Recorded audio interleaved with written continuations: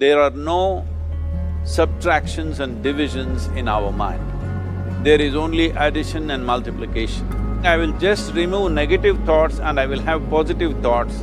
All the best, it's not going to work. It's just that you need to pay little attention as to how it functions. You will see there is a distinction between what is you and what you have gathered.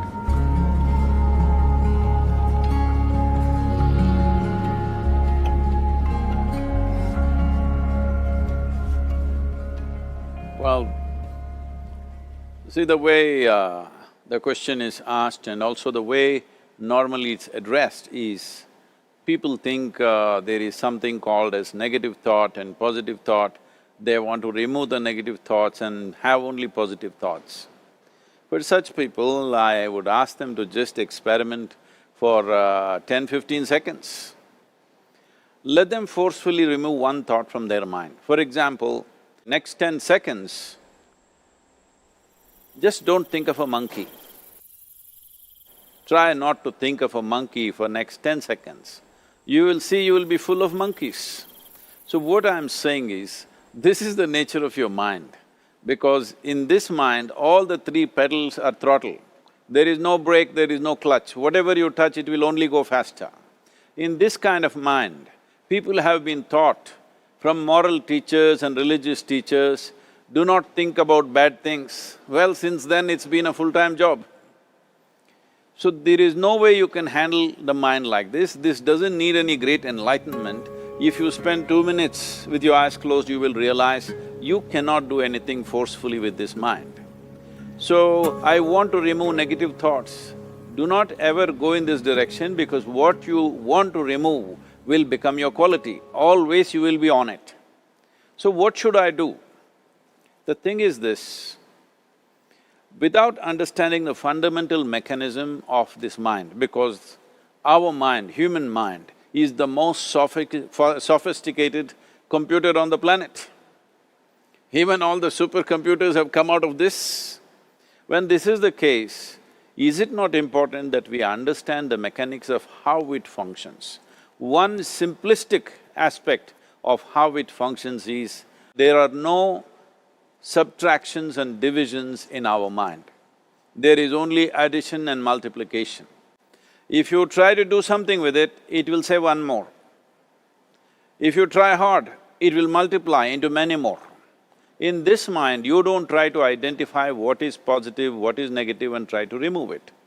First of all, one needs to understand, this mind of yours, this body of yours is supposed to serve you.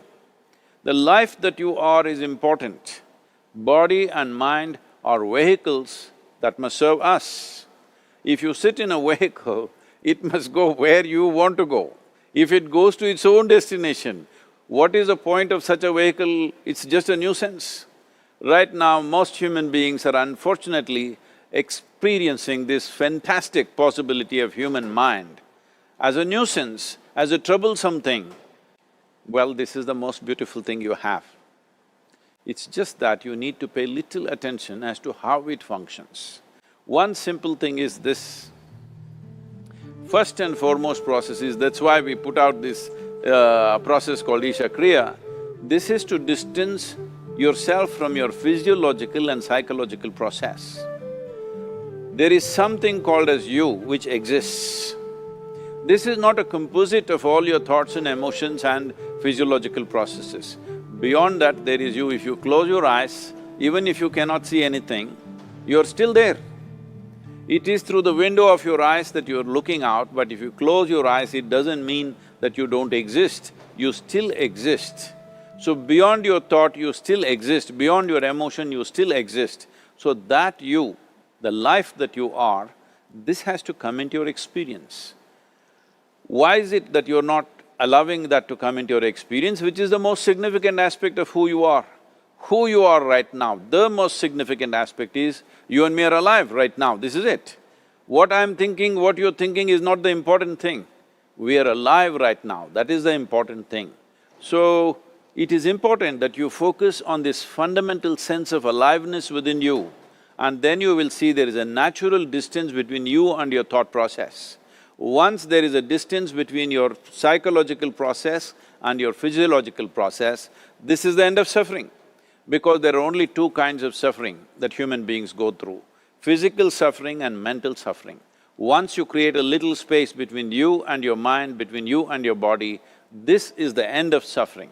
This is something every human being has to experience and know, otherwise thinking I will just remove negative thoughts and I will have positive thoughts, all the best, it's not going to work 100%, it's not going to work because nobody can remove it, they can avoid it for some time. So when negative thoughts come, you say Ram Ram, Shiva Shiva, whatever you want, but this is just avoiding, it's not gone.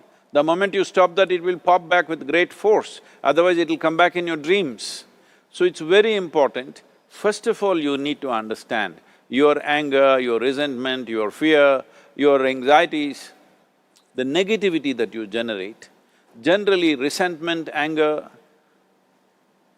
it is always directed towards somebody.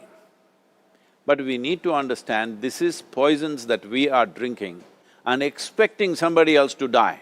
Fortunately, life doesn't work like that. If I drink poison, I die. If I drink poison, you don't die. So, we need to understand this. When I say poison, today you can have yourself chemically analyzed. Right now, what is your blood work, what it says? 5 minutes of intense anger, check your blood work and see, there will be lots of negative elements in it, literally you're poisoning yourself. So, do you want to poison yourself? Definitely not. Now the very question is coming from certain helplessness, what shall I do? Don't do anything, just sit back and just concern yourself with something which is a life process. Maybe your heartbeat, maybe your breath, maybe just the sensation of being alive. Depending upon how sensitive or how perceptive you are, accordingly find something. It could be a sensation in the body, it could be breath, it could be heartbeat, it could be anything, something which indicates life to you. Just pay attention to that for some time. Slowly you will see there is a distinction between what is you and what you have gathered, which includes both your physiological and psychological possibility or mess, whatever you made out of it.